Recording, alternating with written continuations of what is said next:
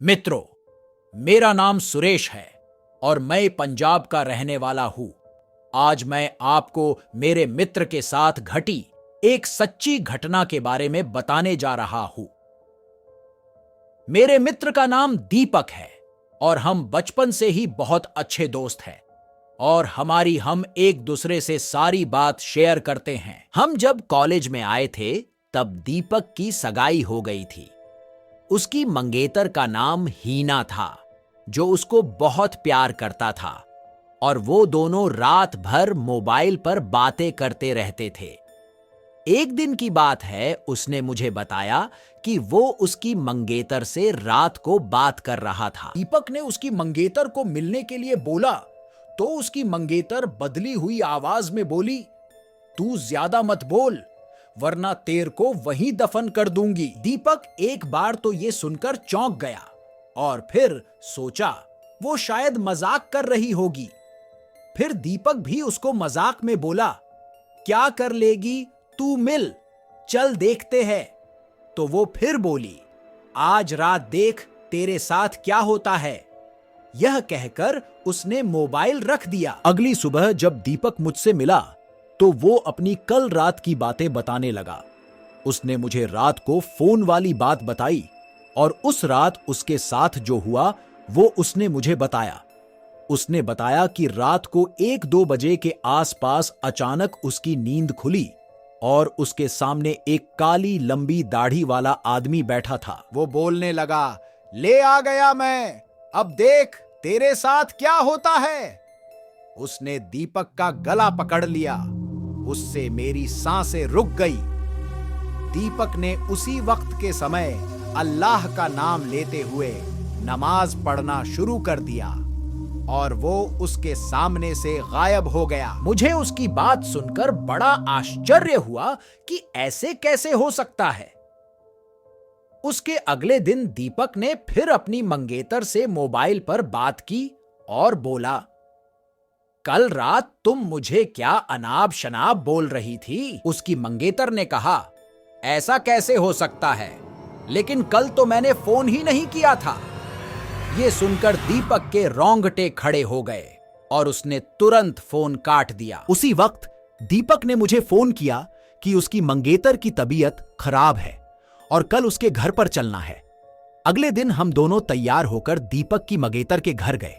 वहां हमने दरवाजा खटखटाया तो उसकी मंगेतर सामने खड़ी थी और बदली हुई आदमी की आवाज में बोल रही थी कि तू फिर आ गया, तूने अगर अंदर कदम रखा तो यहीं पर तेरी अर्थी निकाल दूंगा।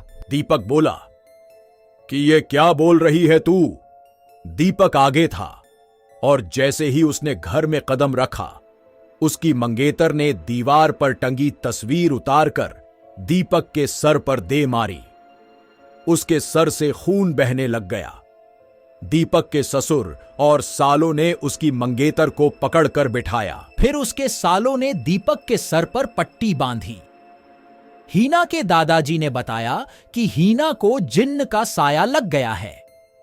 इस पर दीपक के ससुर ने उन्हें अपना मुंह बंद रखने को कहा। थोड़ी देर रुककर हम वहां से सीधे अस्पताल जाकर ढंग से पट्टी करवाई। उसके अगले ही दिन मुझे दीपक का फोन आया कि हीना की तबीयत बहुत खराब है और वो अस्पताल में भर्ती है। दीपक ने बाइक निकाली और हम दोनों जल्दी अस्पताल पहुंचे। वहां पर पहुंचते ही हमने डॉक्टर से हीना की हालत पूछी तो उन्होंने बताया कि उसकी हालत बहुत नाजुक है। कौन सी बीमारी है वो पता नहीं चला पा रहा है और उसके घर वालों को डॉक्टर ने दीपक को घर ले जाने को कहा। सभी हैरान थे कि ऐसी क्या बीमारी है जिसका इलाज डॉक्टर के पास भी नहीं है। फिर उसके घर वाले हीना को घर ले आए।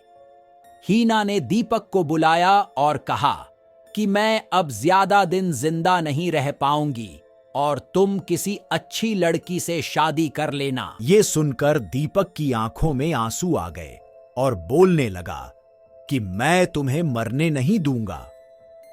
फिर हीना के दादाजी ने उसको एक बाबा के पास ले जाने को कहा। हम उसको बाबा के पास ले गए और बाबा ने बताया कि इसको एक बुरे जिन्न ने जकड़ लिया है, जिसकी वजह से वो इसके शरीर को नुकसान पहुंचा रहा है। अब बहुत देर हो गई है। बाबा ने बताया कि इसका एक ही इलाज है। यहां से 100 किलोमीटर दूर एक दरगाह है, वहां इसका इलाज हो सकता है। और बाबा ने बताया कि इसके साथ वही इंसान जाएगा जिसे वो सबसे ज्यादा चाहता है। दीपक ने कहा कि मैं जाऊंगा, मुझे बाइक भी चलानी आती है। रात के 2 बजे दीपक और हीना दोनों बाइक पर निकल पड़े, लेकिन आधे घंटे बाद किसी का फोन आया कि दीपक और हीना का एक्सीडेंट हो गया है और वे मारे गए हैं। यह सुनकर मेरा रो रो कर बुरा हाल हो गया। मेरा सबसे करीबी दोस्त इस दुनिया में नहीं रहा। और दोस्तों, ये वीडियो यहीं पर ख़त्म होती है। आप इस चैनल को अभी सब्सक्राइब कर लो ताकि ऐसी और कहानी वीडियोस आपके लिए मैं लाता रहूं। उससे मुझे काफ़ी मोटिवेशनल मिलती है अगर आप चैनल को सब्सक्राइब कर लेंगे तो।